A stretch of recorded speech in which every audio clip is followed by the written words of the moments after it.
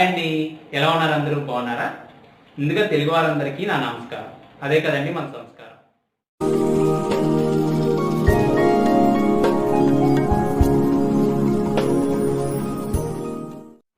ఈరోజు ఆరో నైవేద్యం కింద మధుర మీనాక్షి అమ్మవారి టెంపుల్లో ప్రసాదంగా సమర్పించే పొంగల్ ప్రసాదాన్ని తయారు చేస్తున్నాను.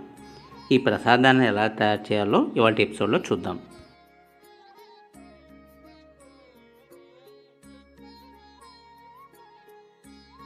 ముందుగా స్టవ్ వెలిగించి ఒక మందపాటి గిన్నె తీసుకొని ఇందులో 5 కప్పుల వాటర్ని యాడ్ చేసుకోవాలి.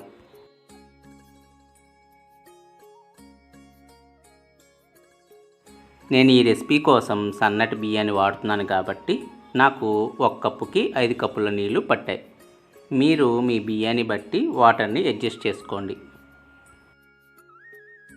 మనకి ఈ ప్రసాదానికి రైసు పెసరపప్పు మెత్తగా ఉడికిపోవాలి కాబట్టి నేను ఇక్కడ 5 కప్పులు తీసుకుంటున్నాను.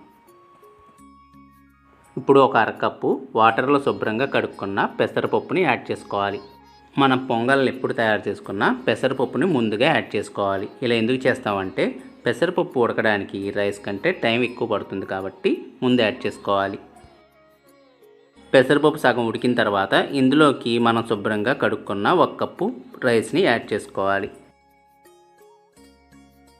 రైసు పెసరపప్పు ఇలా బాగా ఉడుకుతున్నప్పుడు మనం ఇప్పుడు ఒక ప్యాన్ తీసుకుని 1/2 కప్పు నేతిని యాడ్ చేసుకోవాలి. నెయ్యి వేడికిన తర్వాత 1 టేబుల్ స్పూన్ జీలకర్ర, సన్నగా కట్ చేసుకున్న అల్లం పచ్చిమిర్చి ముక్కలు వేసుకుని నేతిలో బాగా ఫ్రై చేసుకోవాలి. ఇవి ఇలా బాగా వేగుతున్నప్పుడు ఇందులోకి జీడిపప్పులు, మిరియాలను యాడ్ చేసుకుని నేతిలో బాగా ఫ్రై చేసుకోవాలి. కొద్దిగా జీడిపప్పులు, మిరియాలు ఎక్కువ వేసుకుంటేనే టేస్ట్ బాగుంటుందండి. ఇప్పుడు ఇందులోకి చిటికెడు ఇంగువ, కొద్దిగా పసుపుని యాడ్ చేసుకోవాలి. నార్మల్గా మనం పొంగల్లోకి పసుపుని యాడ్ చేయమండి, కానీ అమ్మవారి ప్రసాదంలో యాడ్ చేయాలి. చివరిగా కరివేపాకును కూడా యాడ్ చేసుకుని ఫ్రై చేసి స్టవ్ ఆఫ్ చేసుకోవాలి. ఇప్పుడు ఈ తాలింపుని నేతితో సహా మొత్తాన్ని మనం తయారు చేసుకుంటున్న పొంగల్లోకి యాడ్ చేసుకుని బాగా కలుపుకోవాలి. చివరిగా పొంగల్ రెడీ అవుతున్నప్పుడు సరిపడినంత ఉప్పు కూడా యాడ్ చేసుకుని కలుపుకోవాలి.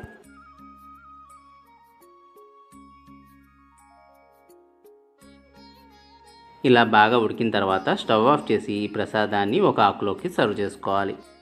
చూశారు కదా, మధుర మీనాక్షి అమ్మవారి టెంపుల్లో పొంగల్ ప్రసాదాన్ని ఎలా తయారు చేస్తారో. మీరు కూడా ఈ ప్రసాదాన్ని ట్రై చేసి మీ వాల్యుబుల్ ఫీడ్బ్యాక్స్ని నాకు కామెంట్స్ రూపంలో తెలపండి. అలాగే ఈ వీడియో నచ్చినట్టయితే లైక్, షేర్ మరియు సబ్స్క్రైబ్ కూడా చేసుకోండి.